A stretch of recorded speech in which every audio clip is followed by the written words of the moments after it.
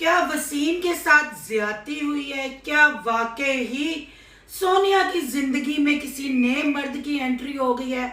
आखिर सोनिया का रोना धोना कुछ अर्सा पहले या कुछ दिन पहले कहने बहुत ज्यादा था। अब सोनिया की खुशियां संभाले से नहीं संभाले जा रही। इन दोनों मियाँ बीवी में सबसे ज्यादा नुकसान किसको हुआ? इनकी इज्जतों का जनाजा किसने ज्यादा निकाला और किसने उठाया? आखिर जुवेद ने ये क्यों कहा कि झूठे ड्रामे करने वालों से हमारा एक्सपीरियंस ज्यादा है? साबरा ने हकीकत सबको बता दी। आखिर वजह क्या बनी?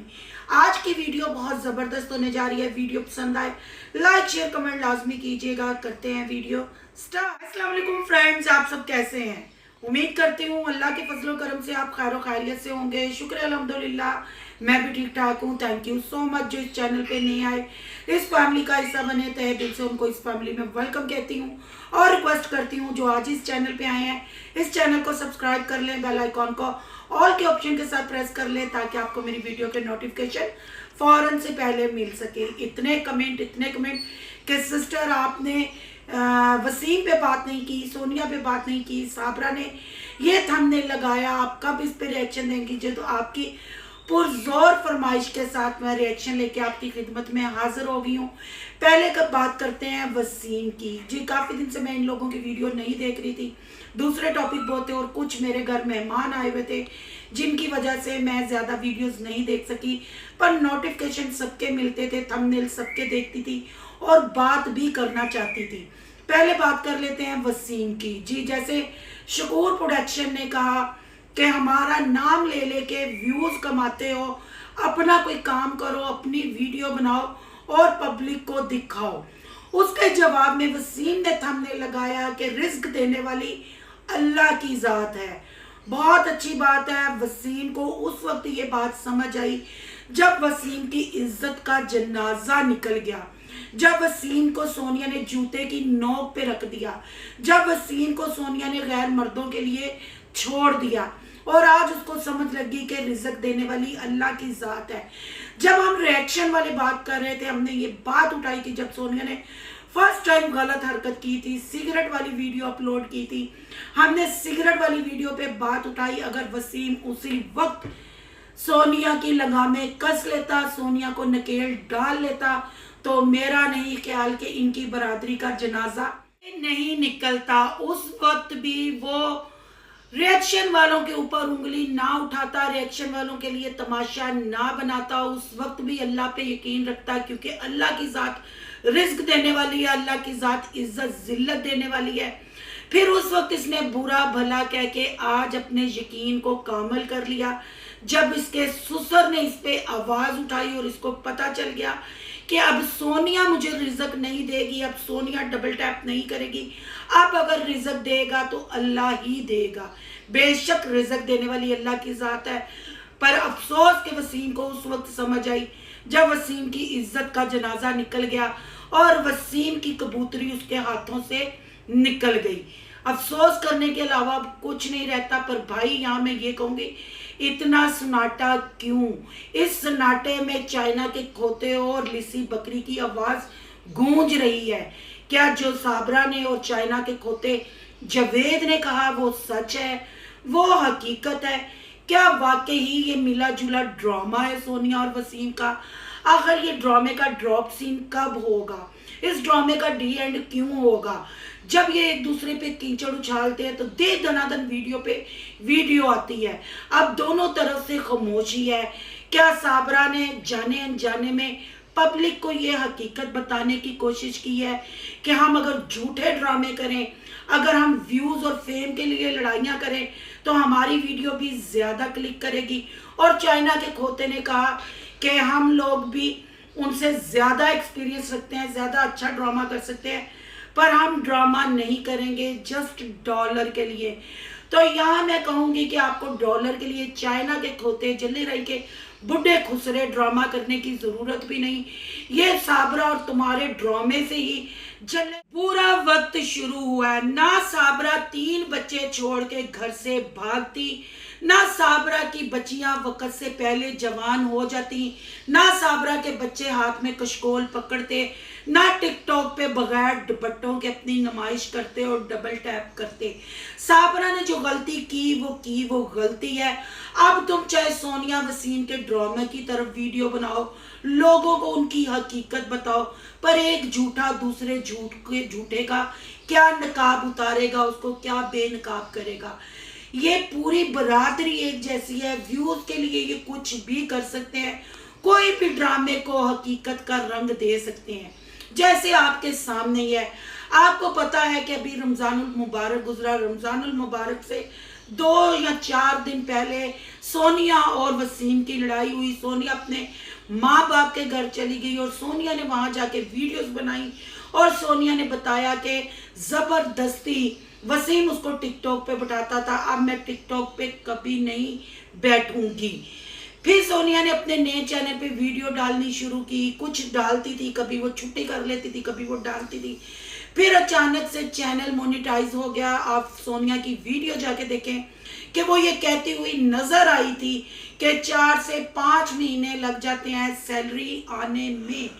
जब सैलरी आने में 4 से 5 महीने लग जाते हैं तो सोनिया तुम्हारी सैलरी कैसे पहले आ गई, और इतनी सैलरी तुम्हारी आ गई कि तुम्हारे घर में एसी भी आ गया, तुम्हारे घर में सोलर भी आ गया, तुम्हारा 50 प्रो मैक्स भी आ गया और नए कपड़ों पे कपड़े आ गए और घर भी मरम्मत होने लग पड़ा।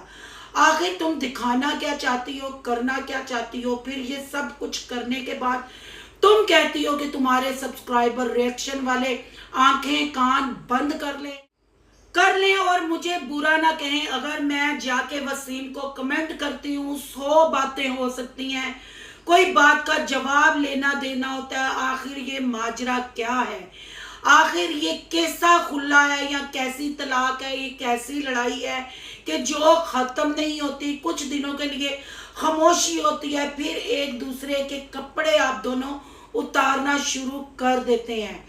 माना कि ओवरसीज आंटी ने यकीन कर लिया जिसका वसीम ने बताया था कि तुम्हें पैसा दिया, ये किया, पर यहाँ मैं ये लाजमी कहूंगी कि मुझे यहाँ वसीम, यहाँ तो ये दोनों मिलकर ड्रामा कर रहे हैं, या वसीम यहाँ मुझे बिल्कुल बेगुनाह लग रहा है।